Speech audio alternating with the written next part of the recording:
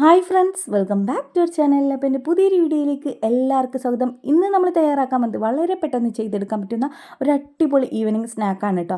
അപ്പോൾ നമുക്കതെങ്ങനെയാണ് ചെയ്തെടുക്കാൻ നോക്കാം. അതിനായിട്ട് ആദ്യം തന്നെ ഇതുപോലെ ഒരു പാത്രത്തിലേക്ക് 1 കപ്പ് അളവിൽ ഇഡലി ദോശ മാവ് കേട്ടോ, അതാണ് എടുത്തിട്ടുള്ളത്. അപ്പോൾ അധികം പുളിക്കാത്ത മാവ് വേണം കേട്ടോ എടുക്കാനായിട്ട്. ഇനി ഇതിലേക്ക് മധുരത്തിന് ആവശ്യമായിട്ടുള്ള ശർക്കര ചേർത്ത് കൊടുക്കുക. ശർക്കര നല്ലപോലെ പൊടിച്ചിട്ട് വേണം ചേർത്ത് കൊടുക്കാനായിട്ട് കേട്ടോ.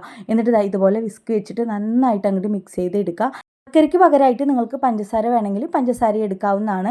ശർക്കര നന്നായിട്ട് പൊടിഞ്ഞിട്ടുണ്ടാവണം, എന്നാലാണ് ഇതിൽ വേഗത്തിൽ നല്ലപോലെ മിക്സായി കിട്ടുള്ളൂ കേട്ടോ. ഇനി ഇതിലേക്ക് കുറച്ച് റവ ചേർത്ത് കൊടുക്കുക. ഏകദേശം ഒരു 1.5 ടേബിൾ സ്പൂണോളം ചേർത്തിട്ടുണ്ട് കേട്ടോ.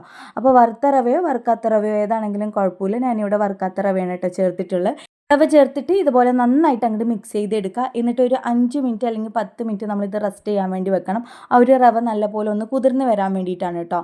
ഇതിലേക്ക് ശർക്കര എടുത്തതിന് അതേ അളവായിട്ട് തേങ്ങ ചെരുവിയത് എടുത്തിട്ടുണ്ട്. തേങ്ങ ഒന്ന് മിക്സിയുടെ ജാറിലിട്ടിട്ട് ഒന്ന് ക്രഷ് ചെയ്തെടുത്താണ് കേട്ടോ. അപ്പോൾ ഇനി ഇതിലേക്ക് 1 ടീസ്പൂൺ അളവിൽ വാനില എസൻസ് ചേർത്ത് കൊടുക്കുക. വാനില എസൻസിന് പകരം നിങ്ങൾക്ക് ഏലക്ക ചതച്ചിട്ടോ അല്ലെങ്കിൽ ഏലക്ക പൊടി പഞ്ചസാരൻ്റെ കൂടെ പൊടിച്ചതുണ്ടാവില്ല, അതോ ചേർത്ത് കൊടുക്കാവുന്നതാണ് കേട്ടോ. അപ്പോൾ നമ്മൾ വാനില എസൻസും തേങ്ങയൊക്കെ ചേർത്ത് നല്ലപോലെ മിക്സ് ചെയ്തെടുത്തിട്ടുണ്ട്. ഇനി ഇതിലേക്ക് ഒരു 2 ടീസ്പൂൺ അളവിൽ നെയ്യും കൂടെ ചേർത്ത് കൊടുക്കുക. നെയ്ക്ക് പകരം നിങ്ങൾക്ക് ബട്ടർ വേണമെങ്കിൽ അതൊന്ന് മെൽറ്റ് ചെയ്തിട്ടും ചേർത്ത് കൊടുക്കാവുന്നതാണ് കേട്ടോ. അപ്പോൾ ഇതെല്ലാതും നന്നായിട്ട് അങ്ങോട്ട് മിക്സ് ചെയ്തെടുത്തിട്ടുണ്ട്. അവസാനമായിട്ട് ഒരു 1/2 ടീസ്പൂൺ അളവിൽ ബേക്കിംഗ് സോഡയും കൂടെ ചേർത്ത് കൊടുത്തിട്ട് നന്നായിട്ട് മിക്സ് ചെയ്തിട്ടേ നമുക്ക് നേരെ ഇത് ഒരു പാത്രത്തിലേക്ക് അങ്ങോട്ട് ഒഴിച്ചു കൊടുക്കുക. അപ്പോൾ നിങ്ങളിത് കുറച്ച് നേരം റെസ്റ്റ് ചെയ്യാൻ വേണ്ടി വെക്കുകയാണെന്നുണ്ടെങ്കിൽ ബേക്കിംഗ് സോഡ അപ്പം ചേർത്ത് കൊടുക്കേണ്ട ആവശ്യമില്ല. നമ്മളിത് ചുട്ടെടുക്കുന്ന സമയത്ത് വേണം ബേക്കിംഗ് സോഡ ചേർത്ത് കൊടുക്കാനായിട്ട്. അപ്പോൾ ബേക്കിംഗ് സോഡ ചേർത്ത് നന്നായിട്ട് മിക്സ് ചെയ്ത് കൊടുക്കുക. എല്ലാ ഭാഗത്തേക്കും നന്നായിട്ട് തന്നെ മിക്സ് ചെയ്ത് കിട്ടണം. ഇനി ഇത് നമ്മൾ ബേക്ക് ചെയ്യാൻ വേണ്ടി പോവുകയാണ്. അപ്പോൾ നിങ്ങൾ ഏതിലാണോ ബേക്ക് ചെയ്ത് എടുക്കുക ആ ഒരു പാത്രത്തിലേക്ക് ബട്ടർ പേപ്പർ വെച്ച് കൊടുക്കുക. നെയ്യ് അല്ലെങ്കിൽ ബട്ടർ നന്നായിട്ട് അങ്ങോട്ട് ബ്രഷ് ചെയ്തെടുക്കുക കേട്ടോ. നല്ലപോലെ എല്ലാ ഭാഗത്തേക്കും ബ്രഷ് ചെയ്തെടുക്കണം കേട്ടോ.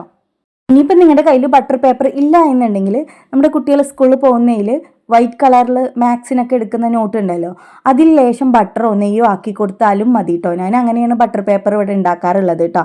അപ്പോൾ അതാ നമ്മൾ ഈ ഒരു ബാറ്റർ ഇതിലേക്ക് ഒഴിച്ചു കൊടുത്തിട്ടുണ്ട്. നിങ്ങൾ എടുക്കുന്ന പാത്രം കുറച്ച് വലുതായിട്ട് എടുക്കുക, തിങ്ങിയ രീതിയിൽ ഒഴിച്ചു കൊടുക്കരുത് കേട്ടോ. എന്നിട്ട് ഇതുപോലെ ഒരു 2-3 തട്ട് അങ്ങോട്ട് തട്ടി കൊടുക്കുക കേട്ടോ. ആ എയർ ബബിൾസ് ഒക്കെ ഒന്ന് പോകാൻ വേണ്ടിയിട്ടാണ്. ഇനി ഇത് നമുക്ക് നേരെ ബേക്ക് ചെയ്യാൻ വേണ്ടി വെക്കാം. ഞാൻ ബേക്ക് ചെയ്ത് എടുക്കുന്നത് നമ്മുടെ പഴയ നോൺ സ്റ്റിക്ക് പാൻ ഉണ്ടല്ലോ അതിൽ വെച്ചിട്ടാണ് കേട്ടോ. നിങ്ങൾക്ക് ചീനച്ചട്ടിയിലോ ഇഡലി പാത്രത്തിലോ കുക്കറിലോ ഒക്കെ ബേക്ക് ചെയ്ത് എടുക്കാവുന്നതാണ്. മീഡിയം ഫ്ലെയിമിൽ ഒരു 25 മിനിറ്റ് വേണം കേട്ടോ ഇത് ബേക്ക് ചെയ്ത് എടുക്കാനായിട്ട്. എന്നിട്ട് നമ്മളൊന്ന് കുത്തി നോക്കുക അത് വെന്തിട്ടുണ്ടോയെന്ന്. അതിനുശേഷം ഫ്ലെയിം ഓഫ് ചെയ്ത് കൊടുത്തിട്ട് ഒന്ന് ചൂടാറാൻ വേണ്ടി മാറ്റി വെക്കാം കേട്ടോ. ചൂടാറിയ ശേഷം നമുക്ക് ഈ ഒരു പാത്രത്തിൽ നിന്ന് എടുത്ത് മാറ്റാവുന്നതാണ്. അടിപൊളി ടേസ്റ്റാണ്, കഴിക്കാൻ നല്ല സോഫ്റ്റാണ് കേട്ടോ. കുട്ടികൾക്കൊക്കെ ഒരുപാട് ഇഷ്ടപ്പെടും. ഇപ്പോൾ നമുക്കിതിൻ്റെ മുകളിലായിട്ട് കുറച്ച് വിപ്പിംഗ് ക്രീമോ അല്ലാന്നുണ്ടെങ്കിൽ സിമ്പിളായിട്ട് ചോക്ലേറ്റ് മെൽറ്റ് ചെയ്തിട്ട് അതൊക്കെ ആക്കി കൊടുക്കാം കേട്ടോ. എന്നിട്ട് കുട്ടികൾക്ക് കട്ട് ചെയ്ത് കൊടുക്കാവുന്നതാണ്. ഇവിടെ ഒന്ന് ആറിയ ശേഷം ഞാൻ ബട്ടർ പേപ്പറൊക്കെ ഒന്ന് എടുത്ത് മാറ്റിയിട്ടുണ്ട് കേട്ടോ. എന്നിട്ട് കട്ട് ചെയ്ത് എടുത്തിട്ടുണ്ട്. അപ്പോൾ എന്തായാലും ഒന്ന് ട്രൈ ചെയ്ത് നോക്കുക. വീഡിയോ ഇഷ്ടപ്പെട്ടാൽ ലൈക്ക് ചെയ്യുക, ഷെയർ ചെയ്യുക, കമൻറ്റ് ചെയ്യുക, ചാനൽ ഒന്ന് സബ്സ്ക്രൈബ് ചെയ്യുക. Thanks for watching my video. By.